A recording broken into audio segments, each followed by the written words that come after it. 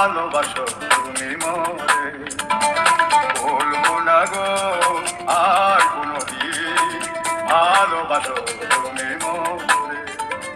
ভালোবাসাতে যে পেয়েছি আঘাত, সেই অনর্গতে চলে বড় মাস। ভালোবাসাতে যে পেয়েছি আঘাত, সেই অনর্গতে চলে বড় মাস। বাবুলের অন্তরে, বাবুলের অন্তরে, বলবো না গো আর কোনোদিন ভালোবাসো তুমি মোরে, বলবো না গো আর কোনোদিন ভালোবাসো তুমি মোরে। বলবো না গো আর কোনো দিন ভালোবাসো তুমি মোরে। মানে টেপি আর কোনো দিন বলবে না ফোকলাকে ভালোবাসো তুমি মোরে। সব কিছু থেকে ধীরে ধীরে সব কিছু থেকে টেপি বিদায় নেওয়ার পালা, সব কিছু থেকে টেপি বিদায় নিয়ে নিচ্ছে। Tata, bye bye, good bye. প্রচণ্ড জ্বালা যন্ত্রণা কষ্টের সাথে সত্যি ঘরের প্রত্যেকটা জিনিস খুলছে। আর ফোকলা কোনো দিন বলবে না, ফোকলা তোর স্বপ্ন দেখে ফ্ল্যাটটা নিয়েছিল তোর জন্যে, ফোকলা চোর তোমার কারণে ফ্ল্যাটটা নিয়েছিল। আর কোনো দিন তাই তোমাকে বলবে না টেপি আর ভালোবাসো। যে আঘাত টেপির মনে তুমি করেছ, সেই আগুনে টেপি জ্বলে 12 মাস, জ্বলে 12 মাস, জ্বলে 12 মাস। এই টেপির এই প্রেমে যে আঘাত, যে যন্ত্রণা, যে কষ্ট পেল, এই বুকের জ্বালা যন্ত্রণা সত্যি সামলানো মুখের কথা না। যাক, আজকে আমি বহিনকে নিয়ে বলবো। টেপির কল রেকর্ড বহিন বাইরে বের করেছে, এটা অনেক দিন আগেকার কথা, সেই কথাটা আজকে আবারও বহিন তুললো। কী করবে, কিছু তো বলবে না, একটা চ্যানেল চালাতে গেলে মোটামুটি কিছু না কিছু ওকে বলতে থাকতেই হবে, সেটা পারমিশন নিয়েই হোক আর পারমিশন ছাড়াই হোক। এই তো সরি চেয়ে নিলাম, প্লিজ সরি বোন, তোকে না জানিয়ে তোর সঙ্গে আমার যে কথোপকথন হয়েছিল সেটা কল রেকর্ড মানে কন্টেন্ট হিসেবে আজকে আমি ব্যবহার করলাম। প্লিজ প্লিজ সরি, এটা আমি চেয়ে নিচ্ছি, কারণ লোকে বিশ্বাস করছে না, আর লোকে আমার কথা বিশ্বাস করছে না যে আমি যে ডিজিটাল ভিকিরি। অ্যাকচুয়ালি আমি তো কিউআর কোড দিয়ে লোকের কাছে টাকা তুলেছি। দেখো, যেমন প্রিয়া কিউআর কোড দিয়ে কেঁদে ভাসিয়ে লোকের কাছে টাকা তুলেছে, তোলার পর সেই টাকা ও অন্য পেশেন্টকে রোগ সারানোর জন্য দান করছিল। সেটা নিয়ে আমার এই বহিন প্রতিবাদ করেছিল, বলেছিল টাকাটা কি তোর বাপের ঘরের? সরি, এরকম বলেছে কি না বলেছে তোমরা একটু ভালো করে জানো। টাকাটা তো তোর রোজগারের টাকা না, তোর তো ঘরের টাকা না যে তুই ওকে দিচ্ছিস।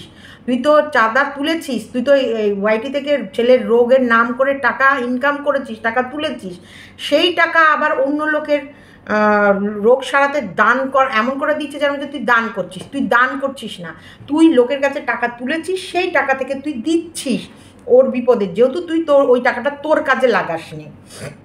এইটা আমার বহিনের বক্তব্য ছিল। তো সেই জায়গা থেকে বহিনও কিন্তু কিউআর কোড দিয়ে তার উকিলের খরচ, মানে যে কেসের শুনানি হয়নি, যে কেসের মানে চলছে, কিন্তু ওই যে কেস হারার পর যে ক্লেম করবে, হারার পর তো একটা জরিমানা ভরতে হয়, সেই জরিমানা হিসেবে ওরা 25 লাখ টাকা মেনশন করেছিল যে জরিমানা বাবদ যদি তুমি প্রমাণ না দিতে পারো যে তুমি যার যে চ্যানেলে বলেছো সেই কাজগুলো ওরা করেছে, যদি সঠিকভাবে প্রমাণ না দিতে পারো তোমাকে 25 লাখ টাকা জরিমানা দেব, জরিমানা দিতে হবে।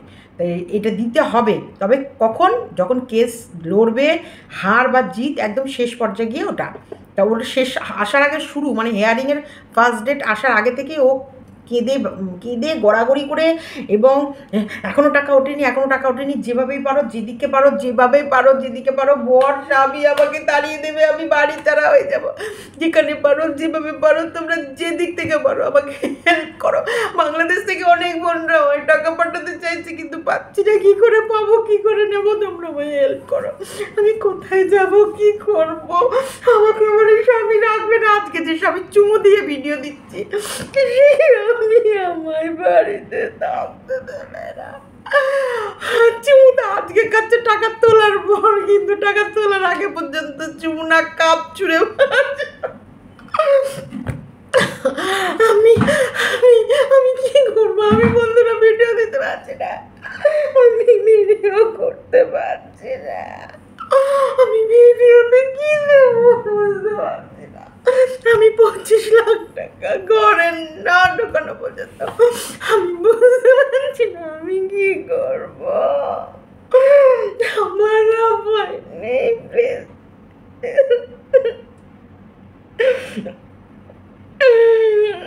আমার উপায় নেই, আমাকে 25 লাখ টাকা জোগাড় করতেই হবে, করতেই হবে। আমি কোথায় যাবো?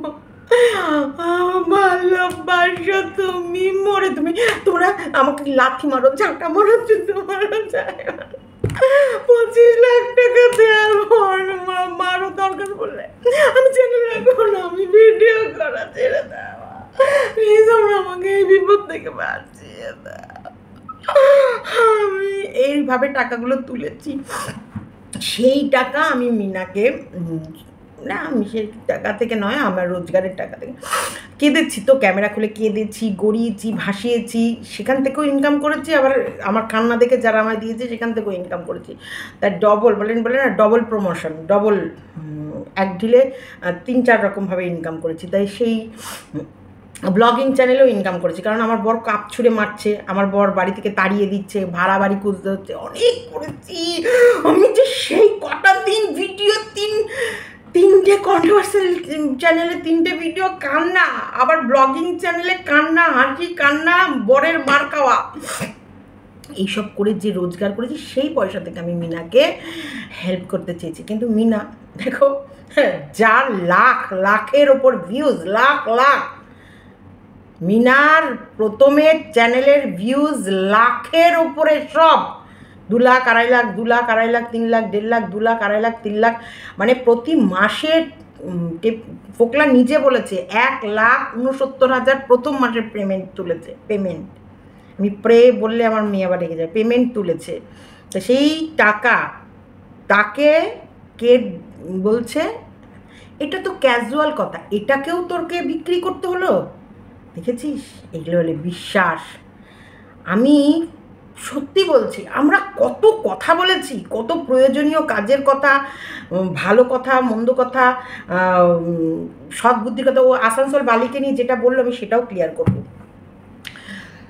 ঠিক এইখানটায় মিনাকে ও জাস্ট, এটা ক্যাজুয়াল কথা, এটা আমাকে গীতাদি অবধি বলেছে, গীতাদি আমাকে হেল্প করেছে। সুব্রত যখন হসপিটালে ভর্তি করছি সেই মুহূর্তে বলছি না, কোথায় কি রয়েছে না রয়েছে কিছুই বলতে পারছে না, কিছু বলছে না। পরে তো আমরা ক্যাশ কাউন্টার, মানে ওর ক্যাশ বাক্স খুলে টাকা বের করেছি। তার আগে পর্যন্ত যেই সময় আমি ওকে ভর্তি করতে যাচ্ছি সেই সময় কোথায় কি আমি কিছুই জানি না। গীতাদি অবধিও আমাকে হেল্প করেছে, এবং আমি ফোন করে বলছি, গীতাদি আমার এই মুহূর্তে এই টাকাটার দরকার। বা গীতাদি নিজে থেকেও বলেছে যে সীমা কোনো সময় কোনো প্রয়োজন পড়লে তুমি আমাকে বলবে। আর সাথে সাথে গীতাদি আমাকে আমার অ্যাকাউন্টের সাথে কয়েক সেকেন্ডের মধ্যে আমার অ্যাকাউন্টে 10,000 টাকা পাঠিয়ে দিয়েছে, একদম সাথে সাথে পাঠিয়ে দিয়েছে। তারপরে আরও এক জায়গা থেকে 10,000 টাকা পাঠিয়ে দিয়েছে একজন। তারপর তো ধীরে ধীরে গেছে। তা আমি বলছি সেই জায়গায় এটা ক্যাজুয়াল, একে অপরকে হেল্প করার এটা একটা কথা। ও যেভাবে কাঁদছে যে ভালো লাগছে না, তাহলে ঘুরে আয়, তোর কিছু 5,000 টাকা নেই, খাও কি করে এত রাক্ষসের মতো খাওয়া, এত পোশাক কেনো কীভাবে? হ্যাঁ, রাস্তায় বেরোলেই তো ভাব সব এমন দেখাও, একবারে এটিএম কার্ড একবারে ক্র্যাচ করছো, টাকা নেই। কি নাকে কান্নাটা কবে থেকে শিখলে টেপি? সেই তো শ্বশুরবাড়ির রোগী লাগলো। দেখো 5 বছর ধরে তোমার শ্বশুরবাড়ি থেকে, শ্বশুরবাড়ির শ্বশুর শাশুড়ি স্বামীর কাছে যা শিখে এসেছো, এই যে থাকুক চাই না থাকুক, এই যে কম আছে, মানে এই যে মন খুলে লোকের কাছে গাদা আমাদের আছে, আমরা ভালো খাই, ভালো পড়ি, ভালো ইয়ে করি, এই যে লোক দেখানো ব্যাপারটা। যেই দীপ ভাই গল্প করার জন্য ফোন করেছে, অমনি কষ্টের গল্প, নেই গল্প, আহারে আমার টিভির কাছে 5,000 টাকা নেই। মাল রমরমা ব্যবসা চলছিল। আচ্ছা, রমরমা ব্যবসা তো একটা লাভ আছে, যে ব্যবসায় রমরমা চলবে সেখানে তো আসল প্রোডাক্টের দাম ছাড়াও একটা লভ্যাংশ বেরোয়, সে লাভের টাকা কোথায় গেল? সব ফোকলা খেয়ে নিয়েছে, সব ফোকলা খেয়ে নিয়েছে, না মালের পিছনে উড়িয়ে দিয়েছ? বাবা, হ্যাঁ, সব ফোকলা, সব কিছু ফোকলার দোষ, এখন সব দোষ নন্দ ঘোষ, এতদিন সব দোষ সন্দীপ সন্দীপের ছিল, আর এখন সব দোষ, সব টাকা এতদিন সন্দীপ চুষে খেয়ে নিয়েছে, এখন সব টাকা ফোকলা, সব ফোকলা। যেমন টেপি 10 টাকা নিয়ে 2 টাকা লাখ লাখ ইনকাম করে ওর অ্যাকাউন্টে 2 টাকা ছিল না, পরে জানতে পেরেছি ওর পোস্ট অফিসে 5 লাখ টাকা আছে আর ওর ব্যাংকের অ্যাকাউন্টে 5 লাখ টাকা আছে, যেটা ওর কাছে ছিল। তার ভেতর থেকে তো 5 লাখ বা কি যাই হোক যেটা অ্যামাউন্টটা সরে গেল, যেটা ওর ছেলের নামে রাখা হয়েছিল, ছেলে যেখানে সেই টাকাটাও সেখানেই যাবে, এটা ন্যাচারাল ব্যাপার। আর ব্যালেন্স যেটা ওর নামে ফিক্সড করা আছে সেটা 10 লাখ টাকা উঠবে, সেটা ওরই। অথচ 2 টাকা ছাড়া এসেছিল, এক পায়ে এক কাপড়ে এক জুতো ছাড়া কোনো মতে সেই মুহূর্তে বেরিয়েছিল। পরে আমরা সব জানতে পারি, শুধু আমরা তো জানি নাইটি পরে বেরিয়েছিল, তারপরে না নাইটি চেঞ্জ করে ড্রেস পরে এবং লাগেজ নিয়ে বেরিয়েছিল একটার পরে। ও কোন কথাটা সত্যি বলে টেপি? টেপি যখনই মুখ খোলে মিথ্যে মিথ্যে মিথ্যে মিথ্যে মিথ্যে মিথ্যে মিথ্যে বলে। এটা আমি আজকে না, টেপির ফার্স্ট দিনের ভিডিও, টেপি যেদিন প্রথম দিনের ভিডিও ছেড়েছিল সেই দিনে আমি বলেছিলাম টেপি যেটাই বলে সেটা শুধু মিথ্যে বলে, মিথ্যে মিথ্যে মিথ্যে মিথ্যে মিথ্যে। সে মিথ্যে ঢাকতে গিয়ে টেপি অনর্গল একটার পর একটা মিথ্যে বলেছে।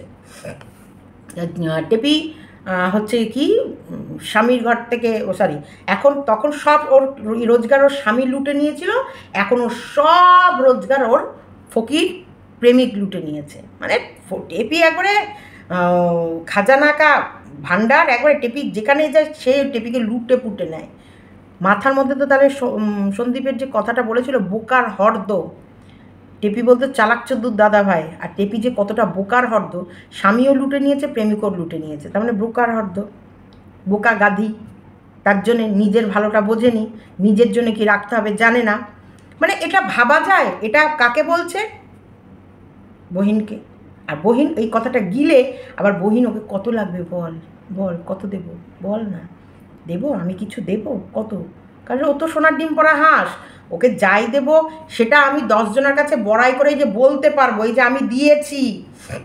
ওর এমনও একটা দিন ছিল ও মাল তুলতে পারছিল না, সেই সময় আমার মতো ভিকিরি যে ওয়াইটি থেকে ভিক্ষা করে টাকা তুলেছে সেও অবধি ওকে হেল্প করেছে। ও কাছে ফোকলা ওকে কীভাবে লুটেছে তোমরা আমার কাছে জেনে নাও, আসো আসো আসো আমার কাছে জানো, আমার কাছে শোনো। ওই ফোকলা গাটার ড্রেন, যার হাত ধরে, যাকে আমি স্ট্যাম্প দিয়েছিলাম যে না তার পুরুষত্ব আছে, একটা অসহায় মেয়েকে রাস্তায় ছেড়ে দেয়নি, যেটা ওর মা বাবা আর ওর স্বামী করেছে। স্বামী তো লুটে লুটে লুটে লুটে লুটে নিয়ে ওকে ছেড়ে দিয়েছে, ওর মুখ বিক্রি করেছে, তবে ওদের বাড়িতে হারিয়ে চলেছে। সেই মেয়েটাকে মেরে ধরে না খেতে দিয়ে শারীরিক নির্যাতন করে 5 বছর ধরে অত্যাচার করে ওকে বাড়ি থেকে বের করে দিয়েছে।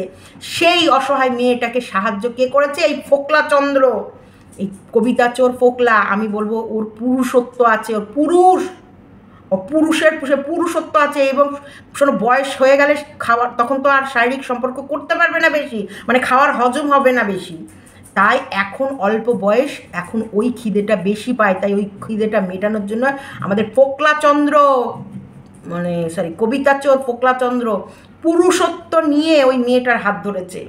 এই সার্টিফিকেটটা কন্টিনিউ আমার বহিন দিয়ে গেছে চিৎকার করে করে, আর কাপুরুষ কাপুরুষ কাপুরুষ বলে গেছে সন্দীপকে। ওর পুরুষত্বই নেই, কাপুরুষ। ছেলেটা কোথা থেকে এসছে ভগবান জানে। কাপুরুষ, বউকে খুশি রাখতে পারিনি। বউকে কবে খুশি রাখবে? বুড়ি হয়ে গেলে কি আর খুশি থাকবে? তখন কি আর মাংস খেলে হজম হবে? মাংস খেলে তখন হজম হবে না।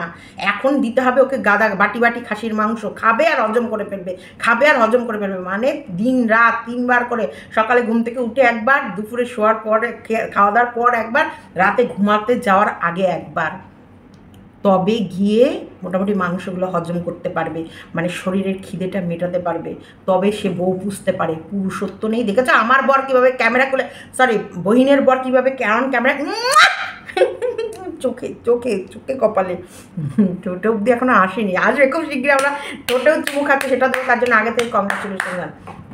সেই বহিন যে ফোকলাকে এত সার্টিফিকেট দেওয়ার পরও সেই বহিনই বলেছে ফোকলা একটা গাটার ড্রেন, হাই ড্রেন। এবং সেই ফোকলা চন্দ্র টেপিকে এমনভাবে লুটে নিয়েছে, টেপি মাল তোলার পয়সা ছিল না বহিন দেওয়ার জন্যে। রেডি হয়েছিল, বহিন নিজের অ্যাকাউন্টে যে নিজে ভিক্ষা করে সে টাকা দেবে, সে বলেছিল যে আমি দেব তোকে কিছু টাকা। সেটাও আজ কন্টেন্ট, সেটাও আজ কল রেকর্ডটা যে হ্যাঁ ও বলেছে তার প্রমাণ আছে। সবসময় তোমরা ওকে মিথ্যাবাদী ভাবো কেন? আমার বহিন অত মিথ্যা কথা বলে না, হ্যাঁ ওর কাছে প্রমাণ আছে, ও বলেছে। মিনা প্লিজ, কল রেকর্ড আজকের কন্টেন্ট নেই রে, মার্কেটটা ফাঁকা, তুই তো দেরি করে দিবি, এটা আমাকে রাতে করে রাখতে হবে সকালবেলা ছাড়ার জন্যে, please Mina. Mina Ina Mina ডিকা die ডামানিকা নাকা নাকা নাকা ঝাঁকা নাকা নাকা রাম পাম্প রাম পাম্প। যাক এই তোর কল রেকর্ডটা দিচ্ছি প্লিজ। আর তুই আমার রাগ করলে আমার এরকম ছেঁড়া গেল ছেঁড়া গেল। এই প্লিজ কয়েকটা গালাগালি যদি ওরকম ক্যাজুয়াল, এগুলো আমরাও কথা বলতে গেলে এরকমই বেরোই। Please please please please please please please please please please please please please please please please তোমরা কিন্তু মার্জনা করে নিও। আমার বহিন আমার মতনই ভদ্র হয়ে গেছে। বলবো না গো আর কোনো দিন, ভালোবাসো তুমি মোরে,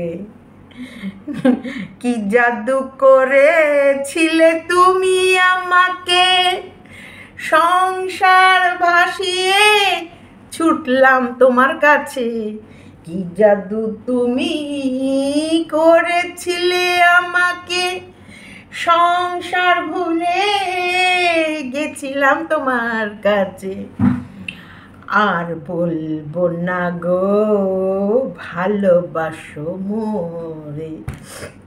এই আজকে বহিন সেই রেকর্ড শোনালো আসানসোল বালির, সেই রেকর্ড শোনালো সেই রেকর্ড শোনালো যে ও বলেছে, এটা তার প্রমাণ আছে যে ও বলেছে যে তোর টাকা লাগবে কিনা, কিন্তু সেটাকে যে কতটা বেমালুম পাশ কাটিয়ে গেছে। এবং না না না না না ধার না গো না, যা হবে তাই, আমি একবেলা খাই একবেলা টেপি, একবেলা খাই একবেলা খাই, কি কষ্ট করে পয়সা বাঁচাচ্ছে, একবেলা খাই, একটু জল খেয়ে নি প্লিজ প্লিজ। প্রেম করে টেপি, এত রোজগার করে টেপিকে একবেলা খেয়ে আর একবেলা না খেয়ে পয়সা বাঁচাতে হচ্ছে, মানে পয়সা না থাকলে খাচ্ছে না টেপি।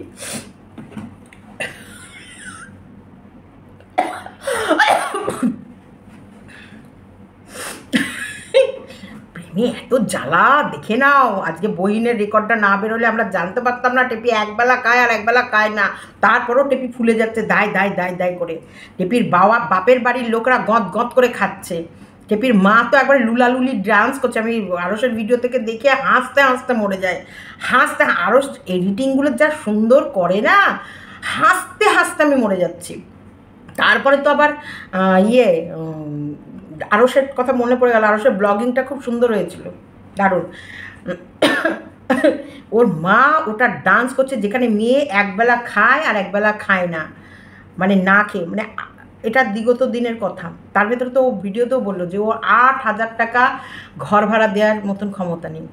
শোনো, এগুলো সব মিথ্যে গল্প। ও বহিনের সাথেও যে গল্পটা করেছে সেটা একদম ডাহা মিথ্যে গল্প। বহিনও জানে যে এত ভিউজ, যার এত টাকা, যে এত কিছু নিয়ে এসেছে, ওর আর আমার 20-25 হাজার টাকা লাগবে না।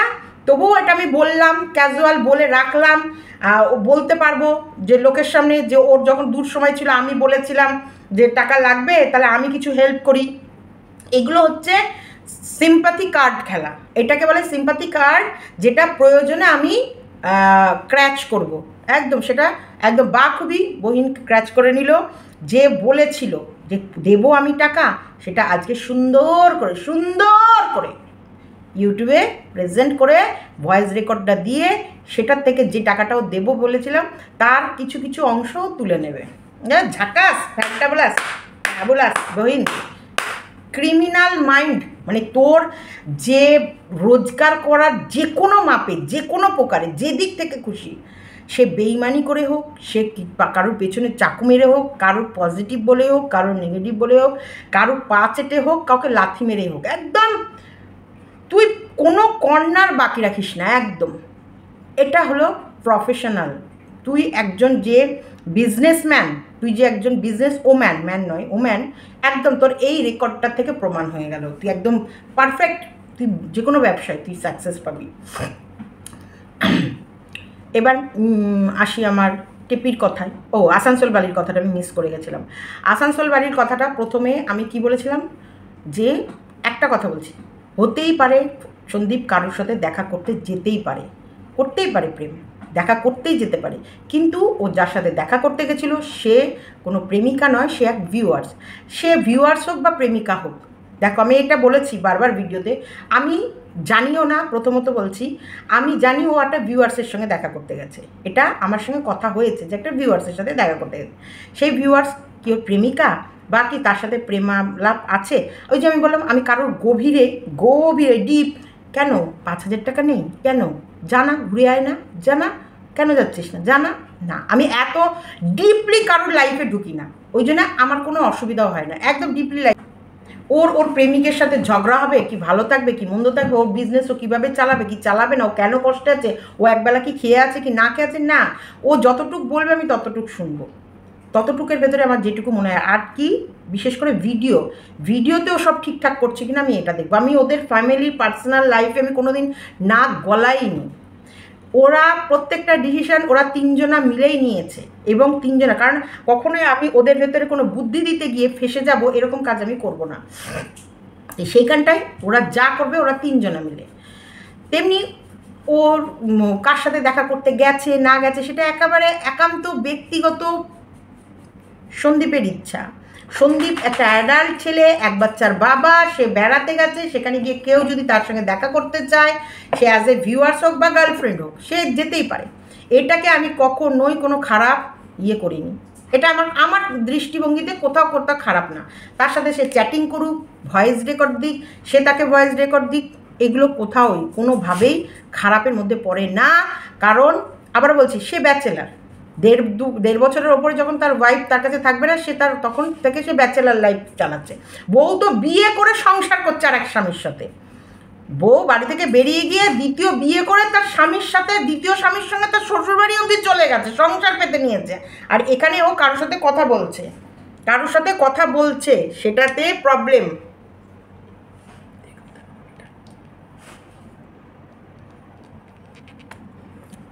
কি কি লাগবে না মুখে, চপ চপ চপ চপ। তোমার চুলের মধ্যে কি আছে? জাদু, জাদু है नशा है मदहोशिया, तुझको भुला के अब जाऊँ कहाँ। আর নিয়েও মুশকিল।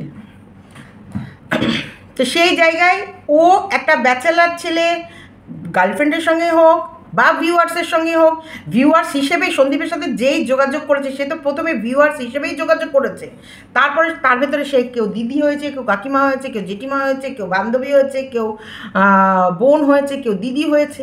প্রথম আলাপ তো হয়েছে ভিউয়ার্স হিসেবেই, নাকি প্রথমে আমি তোমার গার্লফ্রেন্ড।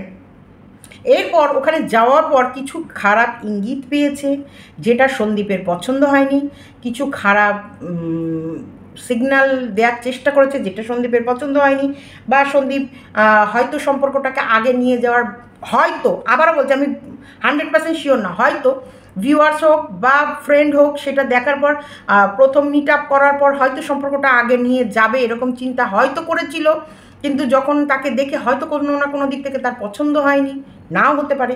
আবার একটা বাচ্চার মা, সে তার বাচ্চাকে ফেলে রেখে কি করে একটা পুরুষের সঙ্গে দেখা করতে যাওয়াটাকে আমি ব্লেম দিচ্ছি না, হতেই পারে একটা ভিউয়ার্স, সে তার এক ফ্যান বলে না যে আমি ওর চ্যানেলের ফ্যান, আমি ওর ভিডিও ভীষণ ভালোবাসি, আমি ওকে দেখার জন্য ছুটে চলে গেছি, এটা যেতেই পারে।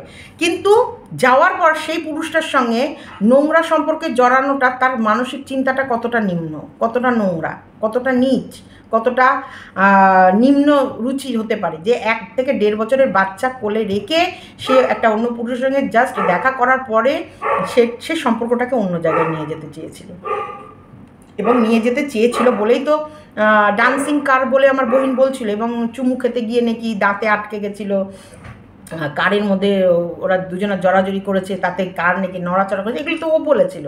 এবং সম্পর্কটাকে নিশ্চয়ই তাহলে সে খারাপ জায়গাতে নিয়ে যেতে চেয়েছিল। সেখানটায় ছেলেটা কোথাও না কোথাও বাধা দিয়েছে বলেই, যদি ছেলেটা বাধা না দিত তাহলে তো আর বহিনের কাছে যেত না। দেখো, যদি ছেলেটা জোর জবরদস্তি কিছু করতো তাহলে তো মেয়েটা আসানসোল বাড়ি ওর নিজের লাইফের প্রোটেকশন নেওয়ার জন্য থানাতে যেত, বা কারোর কাছে হেল্প নিত, বা সেই সময় ওইখানে দাঁড়িয়ে তো চিৎকার করতো। সে সব কিছু করে, সব কিছু সে বয়ে সে কি চলে এলো, সে গেল এক কন্ট্রোভার্সি ক্রিয়েটারের কাছে, সমস্ত প্রমাণ তথ্য তুলে দিয়ে বললো তুমি ভিডিও করে সবাইকে জানাও। কেন ভাই ভিডিও করতে হবে কেন? তোমাকে একটা পুরুষ খারাপ ইঙ্গিত দিয়েছে, একটা পুরুষ খারাপভাবে তাকিয়েছে, একটা পুরুষ খারাপ কিছু করার চেষ্টা করেছে। তুমি যদি সত্যি সাবিত্রী, সত্যি সেরকম নারী হও, তুমি নিজেকে আগে রক্ষা করার জন্য আইনের কাছে যাবে, নাকি কন্ট্রোভার্সি ক্রিয়েটারের কাছে যাবে? তো সেখানে তো আমি তো ভুল কিছু বলিনি, তাই না? ভুল কিছু বলেছি। তারপরে চরিত্রহীন তো তাকে আমি বলবোই, যে 1-1.5 বছরের বাচ্চা ফেলে রেখে প্রথমবার মিট আপে গিয়েই তার সাথে এইরকম ক্লোজে যাওয়া কোনো মহিলাকে আমি তো কোনো দিনই ভালো বলবো না। আমি সন্দীপদের বাড়িতে যতদিন গেছি, সন্দীপের সাথে ঘুরেছি, বসেছি, একই পাশাপাশি সিটে সন্দীপ আর আমি বসে অনেক জায়গায় গেছি, কিন্তু কোনো দিন সন্দীপের মধ্যে আমি নোংরা কিছু দেখিনি।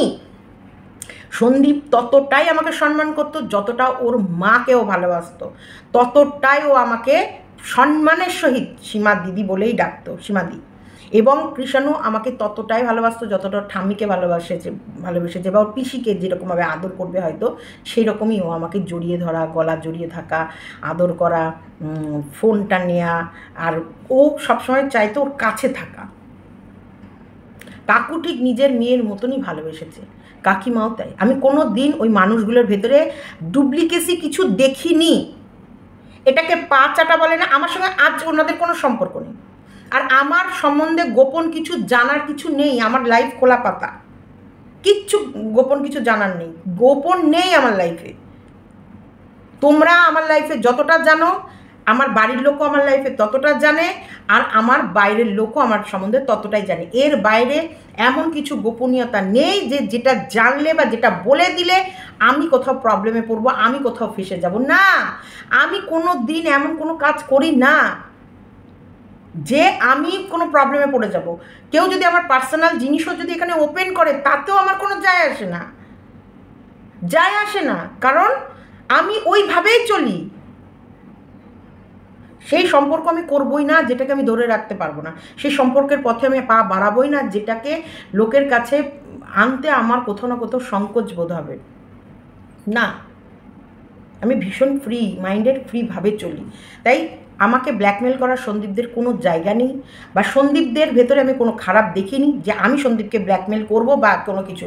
আমি তোমাদেরকে বলেছি, যখন কোনো তরফ থেকে কোনো কথা আসবে, ধরো সেটা কতটা সঠিক, কতটা মানে ওই রকম অ্যাকুরেটভাবে কতটা ঘটেছে বা সিচুয়েশনটা কী ছিল, সেটা আমি তোমাদেরকে ক্লিয়ার করব।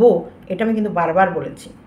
যেমন ওই যে বলেছিলাম না, ফিনিশ হয়ে যাবে, এই ফিনিশ কথাটা, শব্দটা তোমরা শুনে হয়তো ভাববা যে এরকম কথা বলেছে, কিন্তু কী পরিপ্রেক্ষিতে বলেছি সেটা কিন্তু তোমরা জানতে না, সেটা আমি ক্লিয়ার করে দিয়েছি। এরকমই আমি এরকমভাবেই চলি। আমি কোনো দিন সন্দীপের চোখে, সন্দীপের কথাতে, কাকু কাকিমার কথাতে কোনো দিন আমি কোনো খারাপ ইঙ্গিত, অবহেলা, তুচ্ছ তাচ্ছিল্য আমি দেখিনি, করেনি, পাইনি।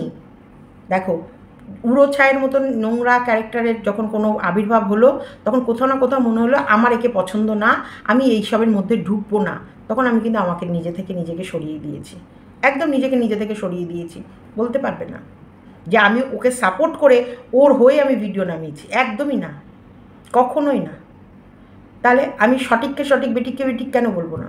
কিন্তু আজকে তোমার যে গুণটা দেখে আমি তোমার পাশে দাঁড়িয়েছি, কালকে সেই গুণটাকে আমি তোমাকে কি করে বেগুন বানিয়ে দেবো বলো? আমার কোনো দায়বদ্ধতা নেই যে কাউকে আমায় ভালো বলতেই হবে, কিন্তু আমি ভালোকে ভালোই বলবো, ভালোকে আমি মন্দ বলতে পারবো না। এটা হচ্ছে আমার কথা। এবার আমার টেপির সংসার ভেঙে যাচ্ছে, ধীরে ধীরে ধীরে সব কিছু থেকে নিজেকে গুটিয়ে নিচ্ছে বা সরিয়ে ফেলছে। প্রথম ফ্ল্যাট থেকে নিজেকে সরাচ্ছে, প্রথম ফোকলাকে নিজের থেকে সরালো, দ্বিতীয় ফ্ল্যাট থেকে নিজেকে সরাচ্ছে। এই ফ্ল্যাটটা অনেক স্বপ্নের সাথে দেখেছিল, স্বপ্ন নিয়ে এই ফ্ল্যাটে গেছিলো, কত স্টিকার মিকার কী না কি অর্ডার দেয়নি, সারাদিন অনলাইনে প্রোডাক্ট আসতো লাইটের সুইচের ওপরে, যেন হচ্ছে কি নিজের বাড়ি। পরের সোনা দিও না কানে, টেনে নেবে হ্যাঁচ কাটানে। এই যে পরের বাড়িকে নিজের বাড়ির মতো সাজাতে যেও না তোমরা। পরের বাড়ি পরের হয়, পরের বর পরের থাকে, পরের ও টেপির তো বর ছিল না, টেপির তো বয়ফ্রেন্ড বিবাহিত ছিল না, তাই না? কিন্তু পরের বর পরেরই থাকে, পরের ফ্ল্যাট পরেরই থাকে। তার জন্যই কথাটা আছে প্রবাদ বাক্য যে পরের সোনা কখনো কানে দিও না, যদি দিতে চাও ভাববা এটা ইমিটেশন, আর কানে পেকে যেতে পারে, মানে পাক ধরে না, যেগুলো না ব্যথা হয়, ঘা হয়, পচড়া হয়। এই যে কসমেটিক্স যদি তুমি কানে পরো, তোমার এই কানে ঘা হতে পারে, যন্ত্রণা হতে পারে, ইয়ে হতে পারে, এখানটা পচে যেতে পারে। তার জন্য কসমেটিক্স বা পরের পরধনটাকে নিজের ভেবে কখনোই পড়তে যেও না।